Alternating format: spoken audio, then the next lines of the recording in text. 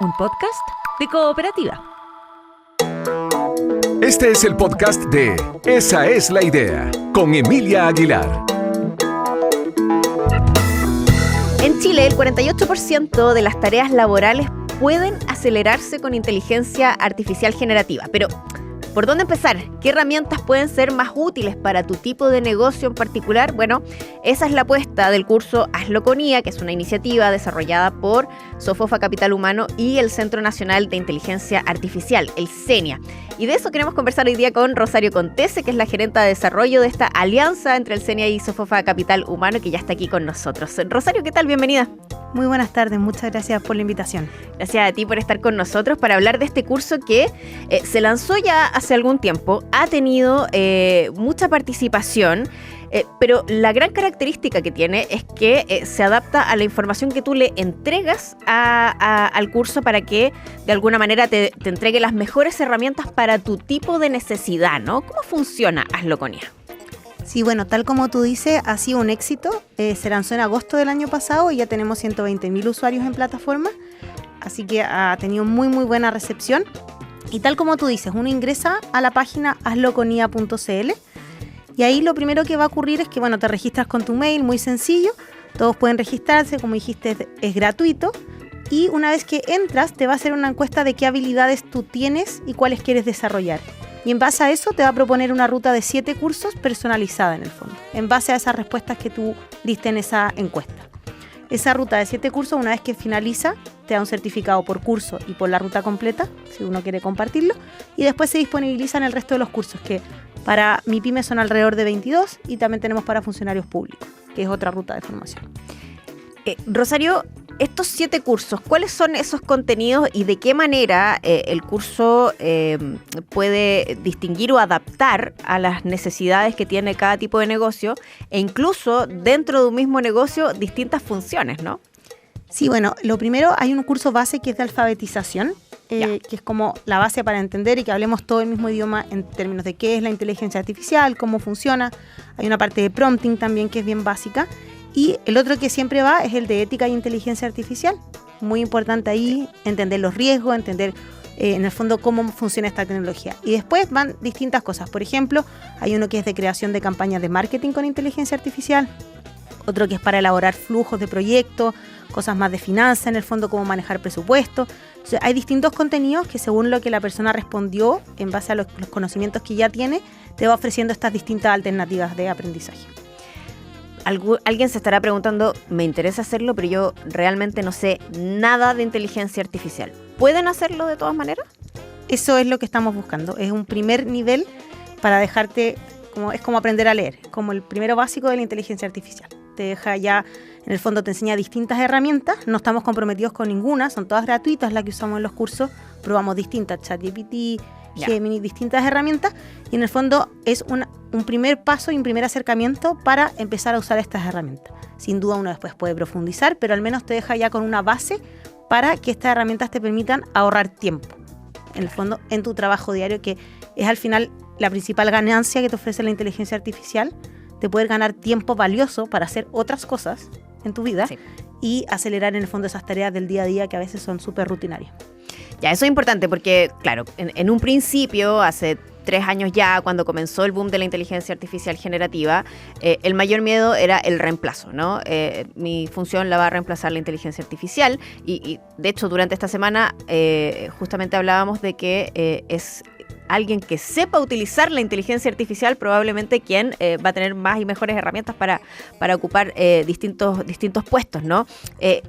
¿De qué manera estas herramientas que se entregan en el curso puede aportar también en eso y en disminuir los temores que existen en torno al uso de la inteligencia artificial? Es bien interesante este punto porque nosotros partimos desde la base de un estudio que se hizo en Chile donde se tomó a las 100 ocupaciones principales, es decir, como las 100 ocupaciones que concentran la mayor cantidad de trabajadores en Chile, y lo que se miró en esas ocupaciones es las tareas que componen esa ocupación y qué tareas puede acelerar la inteligencia artificial.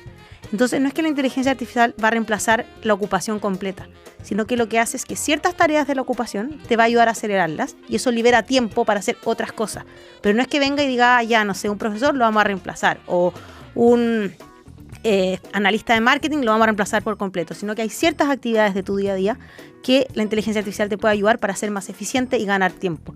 Y ese es el objetivo de los cursos. Los cursos están hechos en base a estas tareas que se pueden acelerar y cada curso en el fondo conecta una tarea y una habilidad que en el fondo se puede acelerar con inteligencia artificial. Entonces se trata en el fondo de eso, de cuáles tareas uno puede acelerar y cómo uno puede usar esta herramienta, como bien decías tú, para ganar tiempo en su trabajo del día a día. Pero es uno el que sigue haciendo ese trabajo con esta ayuda en el fondo o este acelerador que es la inteligencia artificial.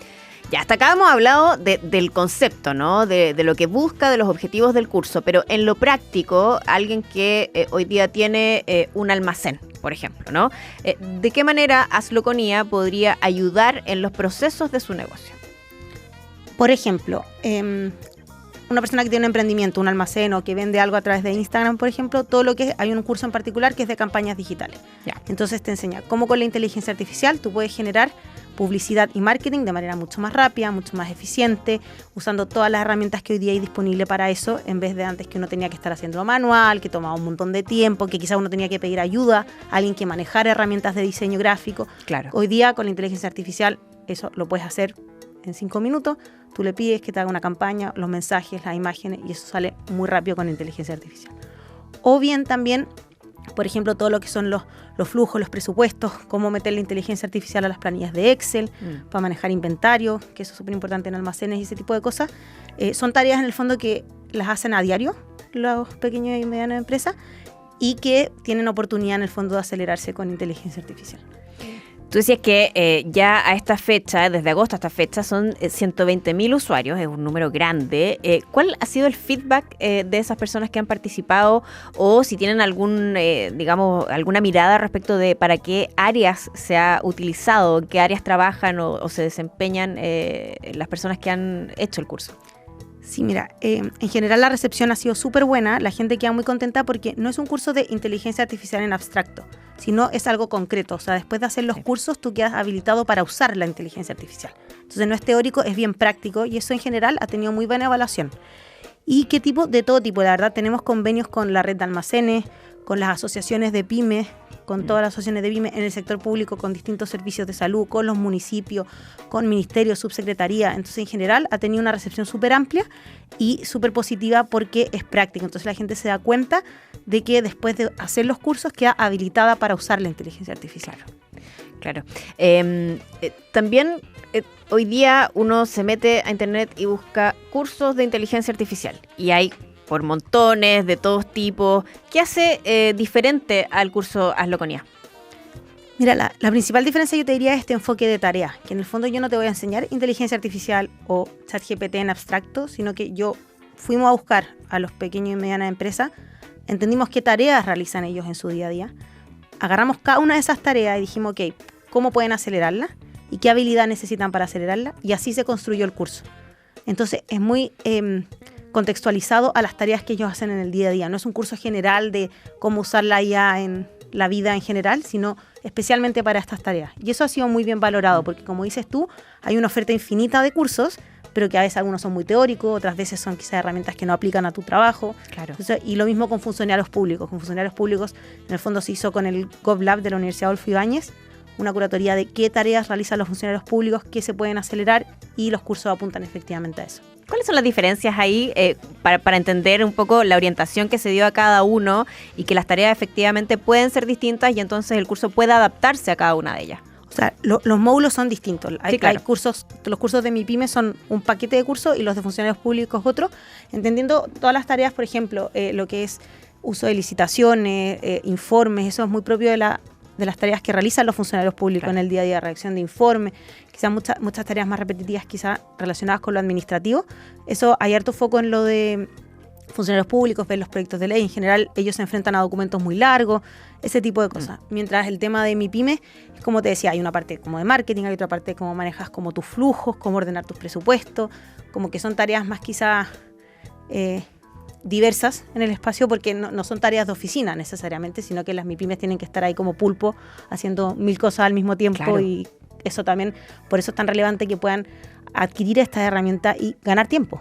Ganar tiempo. El otro día nos juntamos en el Hub de Providencia con distintos emprendedores y claro, ellos decían cómo ellos ganan un montón de tiempo cuando utilizan estas herramientas y eso les permite dedicar más tiempo a su familia o a otras cosas del emprendimiento o a producir más o a expandir su emprendimiento. Entonces, eso es súper relevante en las tareas que ellos hacen todos los días.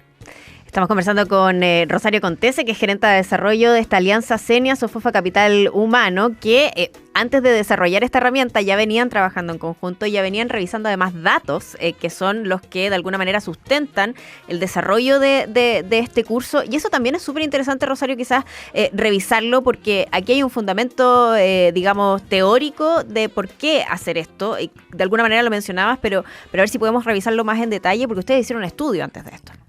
Efectivamente, bueno, la gracia un poco de esta alianza es que trabajar con el Centro Nacional de Inteligencia Artificial, que son referentes de Latinoamérica en temas de inteligencia artificial, tienen los investigadores que están ahí en la frontera del conocimiento, nos permitió hacer este estudio que, como te decía, lo que hizo es que hicimos una lista de las 100 ocupaciones más relevantes en Chile, o sea, que concentran la mayor cantidad de trabajadores. Para cada una de esas, con la Universidad de Stanford, se hizo una lista de qué tareas componen esa ocupación. Entonces, por ejemplo, voy a decir, ya un camionero tiene que ir a conducir, tiene que además firmar hojas de despacho, tiene que además contar el inventario y así. ¿Y cuánto tiempo en el fondo le dedican a esas tareas en una semana de 40 horas? Y la Universidad de Stanford tiene este algoritmo en el fondo que te permite decir cuál es el porcentaje de aceleración de esa tarea. O sea, ¿qué puedo acelerar yo de esa tarea? Y efectivamente en algunas es cero, es decir, hay tareas que yo no puedo acelerar. Por ejemplo, en este caso del camionero, cargar el camión es una tarea que la inteligencia artificial lamentablemente no hay cómo ayudar. Entonces, hacíamos en el fondo para cada una de estas ocupaciones este desglose y veíamos qué porcentaje de aceleración tenían estas distintas ocupaciones. Y los resultados son bien impresionantes porque hay ocupaciones que tienen más de 60-70% de potencial de aceleración. Wow. Por ejemplo, los desarrolladores de software, que hoy día están todo esto de la forma de programar, abogados, contadores, en el fondo, en general, ocupaciones que tienen tareas que son bastante rutinarias o que se repiten. Ajá. Eso tiene bastante potencial de aceleración. Y lo más impresionante de ese estudio, te diría yo, es que dio que si en el fondo se tomara esta oportunidad equivale a 12 puntos del PIB de Chile. Es bien impresionante el dato. Es bien impresionante. Y más o menos el 48% de las tareas, como decías tú, se pueden acelerar con inteligencia artificial generativa.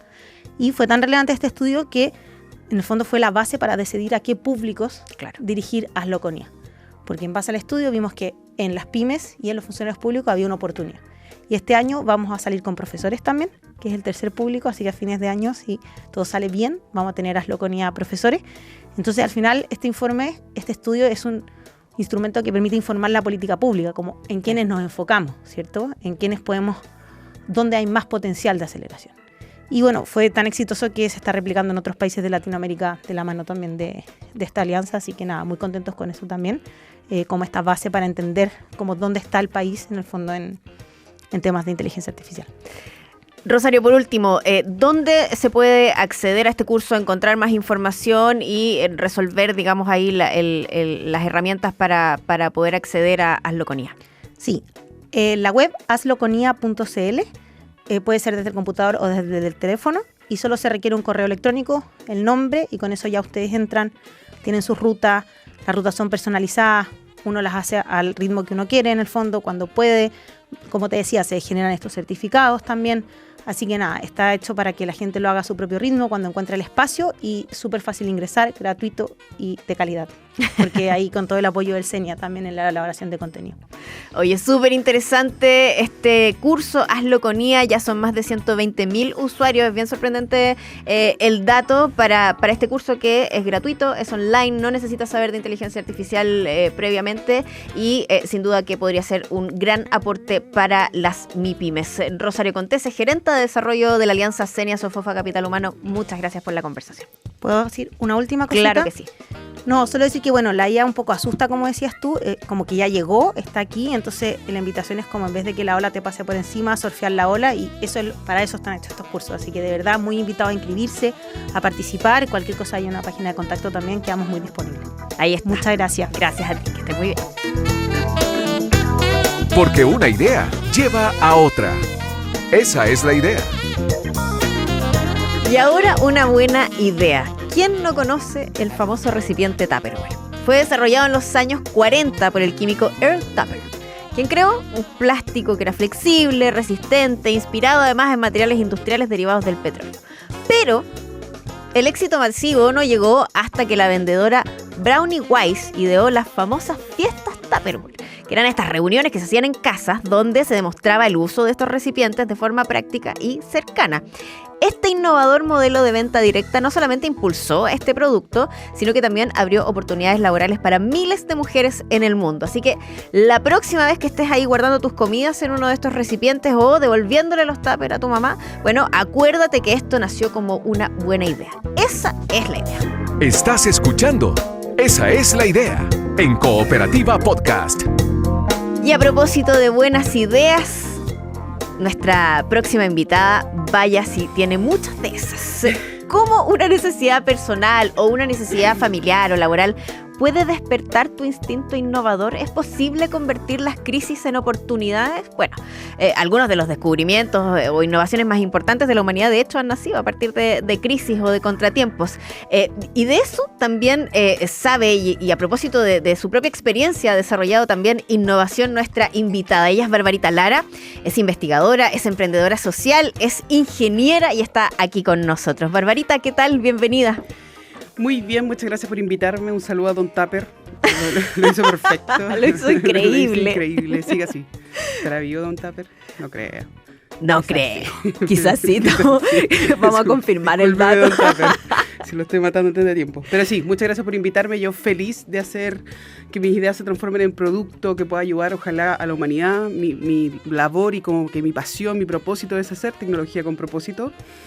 Y en eso estoy, de crisis en crisis, haciendo que las cosas pasen. De crisis en crisis. Eso es importante que lo digas porque, claro, mucho de esto tiene que ver, o de lo que tú has desarrollado, tiene que ver justamente con la experiencia y tiene que ver con momentos de crisis nacional y otros momentos de crisis personal. ¿Cómo han sido esos procesos de desarrollo de innovación para ti? Mira, cuando uno estudia la innovación y la historia y todo lo demás, lo que tú dijiste, las cosas más grandes de innovación nacen a través de una crisis. Entonces yo me puse a estudiar sobre eso, como que, qué bacán. Y después me di cuenta que me pasó a mí, pues, en el terremoto del 2010. Yo sentí que iba a terremotear, le dije a mi esposo, no me creyó, fui a donde mis papás. Al final sí terremoteó. Después mi esposo se quedó atrapado en el 9º piso y ese momento de crisis, que tenía que ir a buscarlo, que no sé qué, me hizo prender la radio. Por eso me encanta la radio, porque es el método más seguro para comunicar a la población. Pero no se escuchó nada. Porque las radios se cayeron, como por 2 minutos en el 2010, porque fue un terremoto 8.8 que afectó más del 93% de la población, y en ese momento fue como, vamos a morir. Así como, eso fue lo que yo creo que muchos sintieron. Y de repente encontré una radio argentina de Mendoza que nos dijo exactamente qué es lo que estaba pasando. Si terremoto 8.8 en el sur de Chile, y ahí fue el momento eureka. ¿Qué pasa si hay un sistema de información de emergencia que permite comunicar a la población afectada por un desastre, incluso en que no hay internet ni redes móviles, a través de las radios, ocupando audio en alta frecuencia, las mando, lo recibo, lo replico? Y después me acordé que tenía que ir a buscar al otro weón, así que ya filo. Pero eso fue el momento, la idea, de ahí nace la idea. Claro. De una crisis súper profunda, que fue mi primer terremoto, que me marcó para siempre. Y después yo creo que una de las crisis más grandes que he tenido ha sido el nacimiento de mi segundo hijo, Max. Y que, a pesar de que habían pasado 15 años, que ya tenía otra situación económica, que ya me había hecho todas las eco en 3D, 4D en colores, que tenía la mejor pieza de la clínica y no sé qué, nació, nos dijeron que no había ningún problema, nos felicitaron, y a las 9 horas me dijeron que iba a fallecer y que no sabían lo que tenían. Y para mí fue como, ¿qué pasó? ¿Cómo es posible que en el 2021 no me puedan asegurar esto? Si hay ecógrafos, si hay datos, si hay probabilidades y capacidad de predecir. Al final lo que tenía era un problema al corazón, y gracias a Dios y gracias a la tecnología lo operaron a los 15 días de haber nacido, y en este momento está estableciendo en el departamento porque ya tiene 4 años y ya tiene dos operaciones de corazón abierto, y por él, que me demuestra que cada segundo un regalo, estamos haciendo esta plataforma que puede detectar cardiopatías congénitas de forma prenatal, además de otras malformaciones congénitas, y apoyando al área de salud de casualidad, porque si no me hubiese pasado esto, quizás jamás me hubiese preguntado cómo funciona un corazón.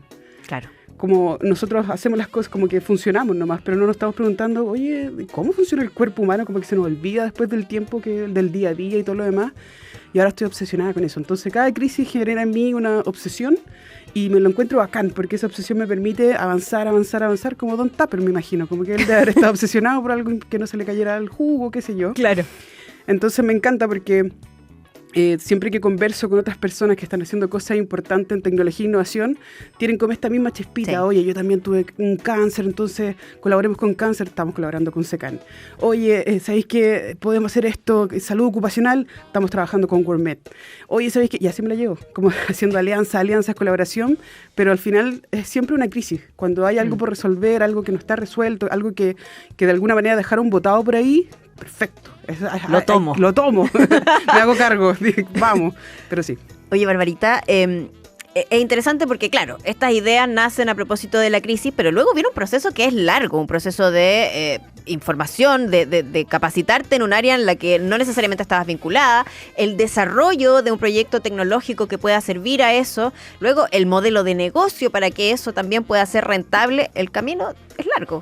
Sí, justamente ayer estábamos con el directorio de G100 conversando sobre esto, pues, cómo es el camino. Y ahí te das cuenta que pasamos 12 años en el colegio y no nos hablan de esto, pasamos 6 años en la universidad y pocaso hablan del tema como concreto, porque te pueden hablar de un modelo de negocio, una caja de flujo, pero distinto es tener tu emprendimiento, levantar las cosas, o te dicen, oye, es súper buena idea. Pero Y ahí que hay tú como ya, y cómo pago las cuentas y qué hago, entonces... El emprendimiento es difícil, pero es la única herramienta que te permite tener la libertad de hacer lo que quieras, en el momento que quieras, y yo como mamá cuidadora la necesito, porque tengo 2 niños en situación de discapacidad, los 2 son autistas y uno tiene un problema del corazón, entonces para poder hacer cosas locas como a mí me gusta, necesito esa libertad y esa capacidad de poder aprender. Y suena loco, pero no todos tienen la libertad de aprender lo que quieran, es verdad. no porque no lo puedan hacer, sino porque están ocupados, porque tienen que cumplir con otras cosas y que no encuentran el tiempo, no tienen el espacio, no sé qué.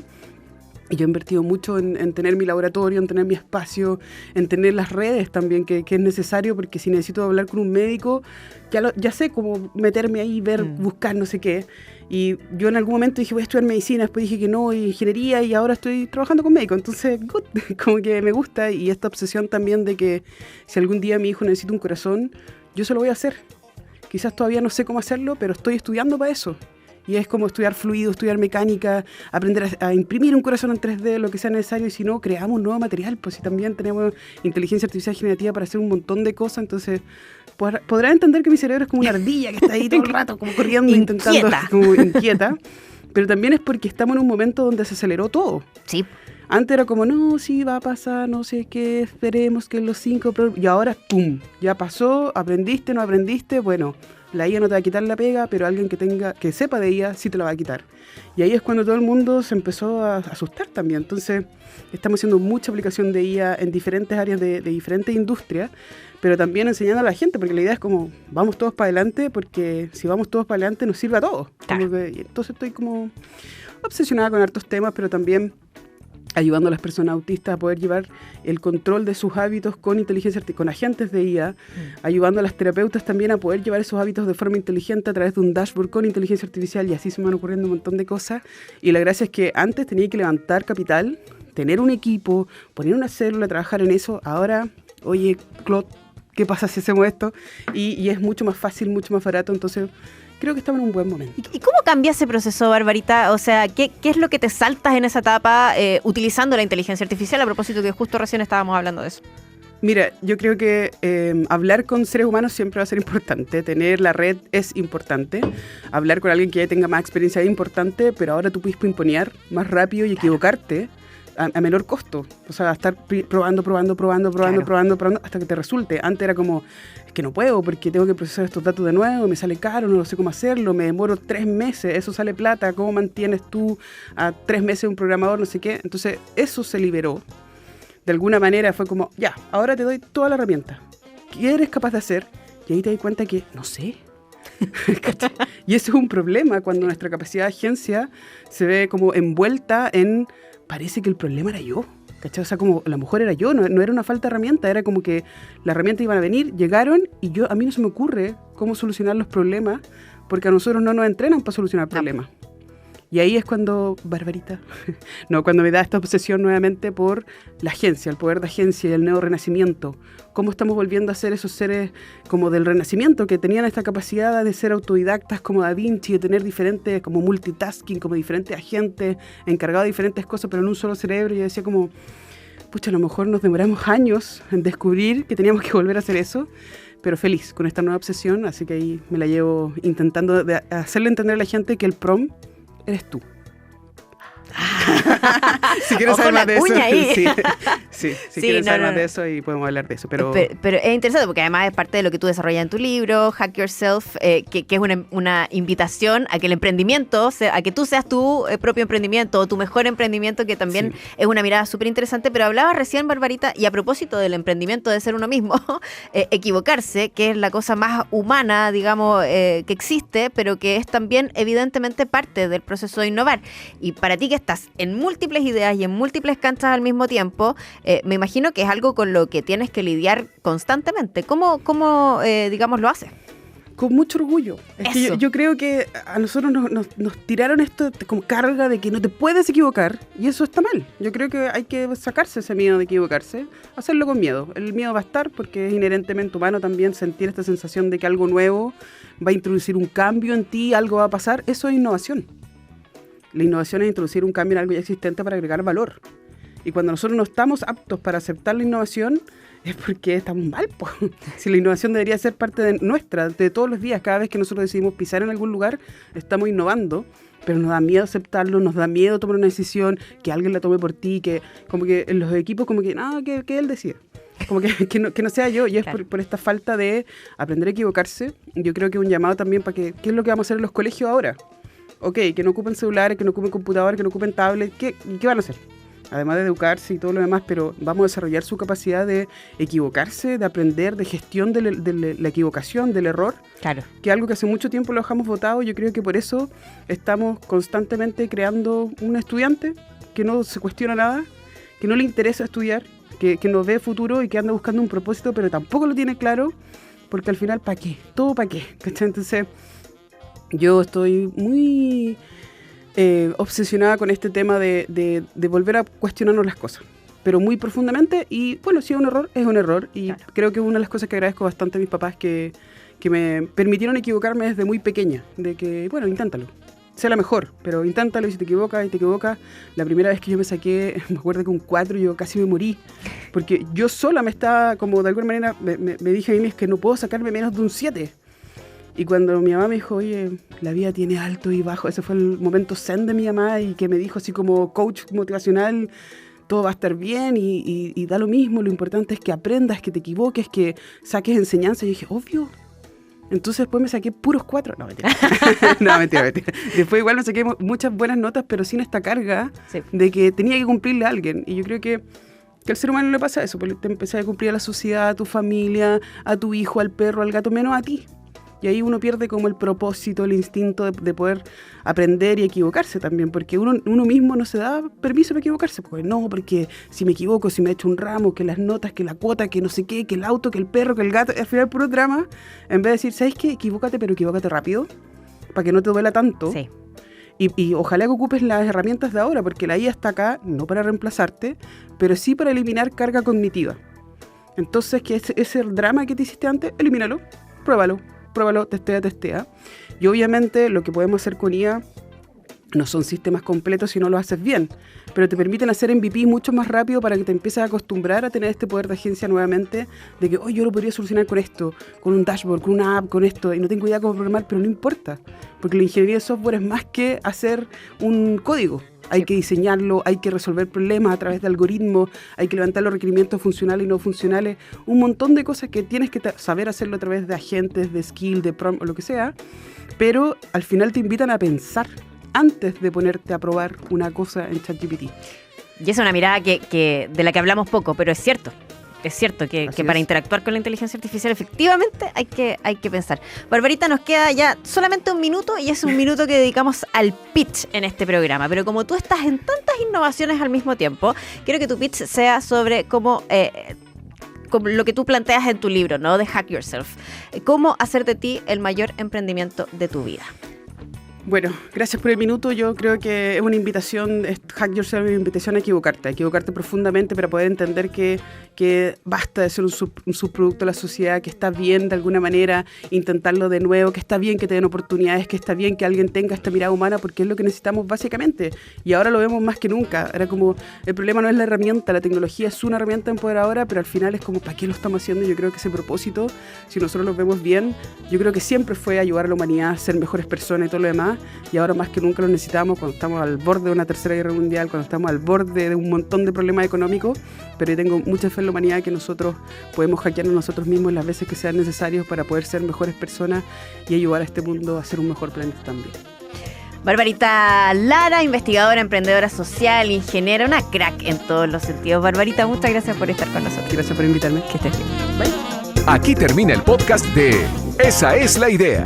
Lo escuchas en vivo de lunes a viernes a las 4 de la tarde en la radio y en la app de Cooperativa.